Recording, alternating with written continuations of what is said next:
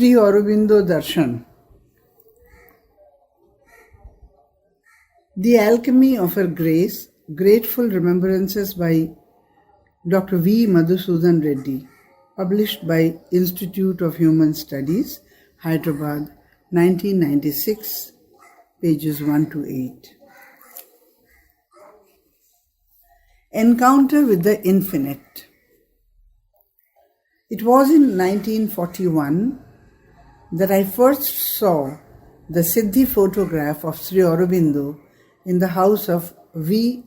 Chandrasekharan's niece. His bright eyes transfixed on some distant splendor, he looked a jnani of the timeless with a special magnetism of his own and destined to salvage the human race. An unaccountable wonder captivated me forever. Thereafter, I kept my initiation alive by reading whatever little informative literature I could procure from friendly sources. A few booklets on his sublime philosophy and yoga served only to whip up my hunger for the illimitable. 5 years later, in 1946, as a student of MA Philosophy, I had the singular opportunity of reading the first volume of the Life Divine for detailed study as part of our postgraduate syllabus. And Professor S.K. Moitro was our esteemed teacher and guide. Indeed, it was providential. In a well-modulated voice, he would slowly read line by line the Master's magnum opus, leaving us all not a little dumbfounded and bewildered. Dumbfounded because of the overwhelming theme, and bewildered because we could not understand by ourselves the high argument of the Supreme Yogi. Moreover, our professor would not at all condescend to explain it. With the result that while our interest in the monumental work steadily increased, our enthusiasm was not correspondingly served or spawned. After 3 months of painful endurance, at the behest of 2 of my close friends and benchmates, I ventured to request our sage professor to explain the text, to which he said simply, "Even if I explain it to you now, you will not understand it.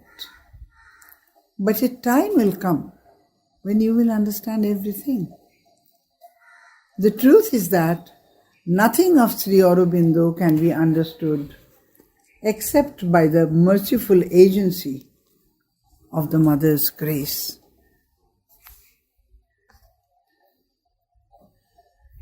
None of my friends then knew anything of the ashram at Pondicherry. The stray stories that wafted in the groups were both amusing and mystifying. One such incredible narration bordering on fabrication was that Sri Aurobindo remained in his room ever absorbed in the transcendent, oblivious to the earthly environment. And during Darshan time, he was wrapped up in dhoti by his close disciples and presented as the presiding yogi figure of the ashram. During this period, I scribbled a few lines of poetry, entitled it Consciousness, and sent it to the ashram as my humble tribute offering to the great master. Promptly I received a postcard from Anil Varan, who, while acknowledging receipt of my letter, significantly observed, "We are happy to note that people in the universities are taking interest in Sri Aurobindo." I was in the final year of my master's program when I discontinued my studies to contribute my wee bit to the freedom struggle in my home state. Soon I got disillusioned by the nature of the struggle and withdrew to a distant place where I could read all the 3 tomes of the Life Divine. Finally, I decided to go to Pondicherry to have Sri Aurobindo's Darshan on 15/8/1949. To go to French Pondicherry in those days, it was required to have a visa permit of sorts, both from the Nizam's government as well as from the Madras Central Secretariat. The City Police Commissioner, Hyderabad, very wryly remarked, "Why do you want to go to Pondicherry? Those who have gone there have either never returned or keep commuting again and again." I did not answer and kept quiet. It was a call, an irresistible summons from beyond. Earlier, I had written to the mother for permission to visit the ashram. She graciously permitted me to do so. Subsequently, I obtained her permission also for my brother. Parka Charbon was the place of our stay in the ashram. It already gave us a mystic feel of the unique grotto of dynamic tapasya. Here is an intimate account of my adoring encounter with the infinite, of the meeting of wayside human man with the almighty divine man, of a close reckoning of the mystery of new birth of an almost lost soul. Wandering for long through the wilderness of time, the pilgrim had at last arrived at the gates of the timeless. Voyaging aimlessly across the uncharted seas of stark ignorance, he had stepped on the frontiers of infinite light. It was the 15th of August 1949. The ashram was more like a veritable beehive resplendent with immortal soma. Seeker souls from different parts of the world had converged upon the place to drink to their fill the ambrosia of divine life. In the very atmosphere there was the charge of effulgent silence. A celestial peace had precipitated as it were around us all. And we waited patiently and prayerfully for the great event. In addition to the inmates, there were several hundred visitors waiting to have a glimpse of the great Master. At the scheduled hour, the queued up devotees, fully drenched with the devotion, started moving slowly in a state of semi-trance towards the darshan room on the first floor. On entering the front room, to my utter surprise, I found it fully charged with golden light. The meager furniture, the windows and walls seemed to radiate a powerful vibration. Verily, it was a chamber of golden sunshine. Very soon, I discovered the radiant source. It was Sri Aurobindo sitting in an Empyrean posture in the adjoining front room facing the approaching devotees. Lo and behold, I saw the one and only God, the Purushottama, the golden Purusha. I was deluged by a flood of deep silence and honeyed light. There was installed in our midst the very embodiment of celestial splendor, a guru with sublime dimension, a god with infinite span. The cosmos itself was like a temple built in honor of his advent, and I felt certain that 1,000 suns must have borrowed their radiance from the glowing face of Sri Aurobindo. The wonderment is too towering and massive for words.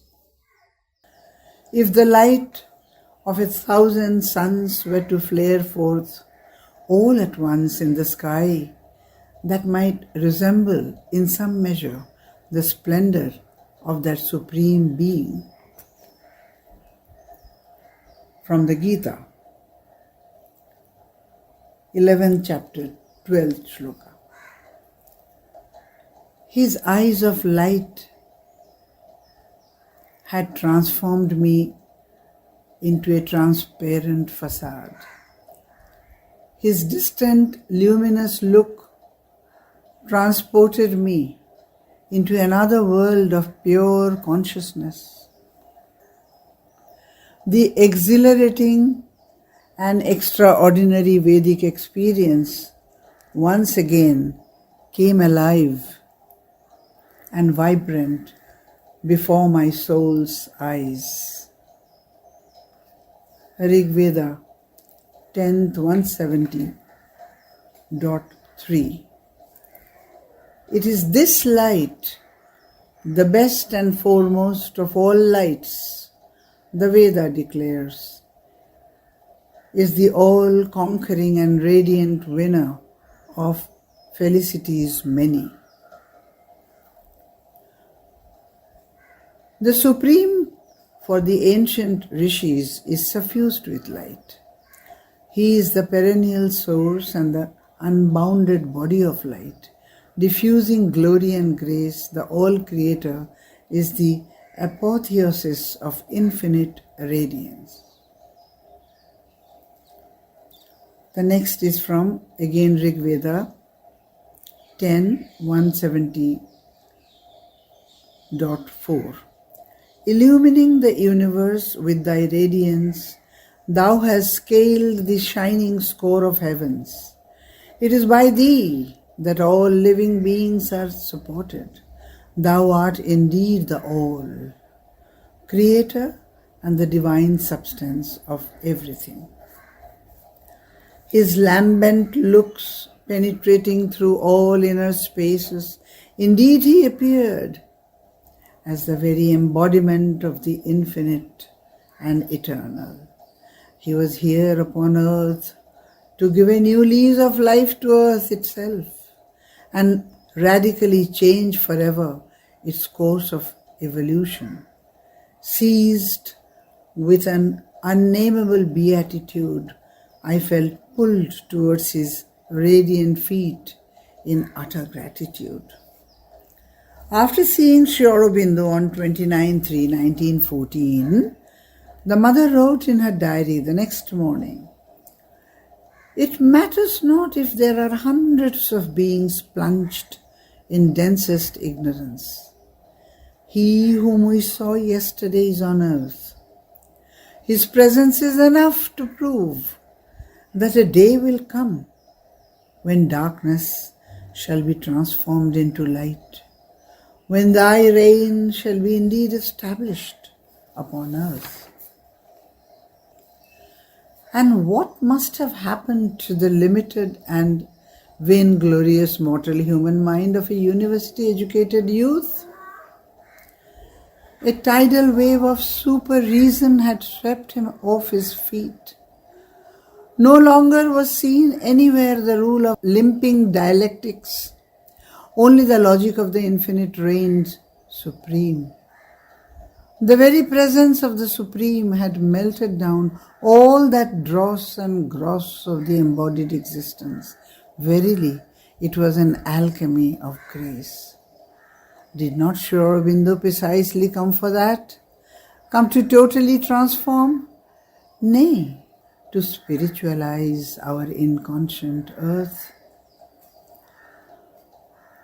By the side of Sri Aurobindo, to his right, was seated a figure of tangible love and grace, wrapped up in sheer compassion.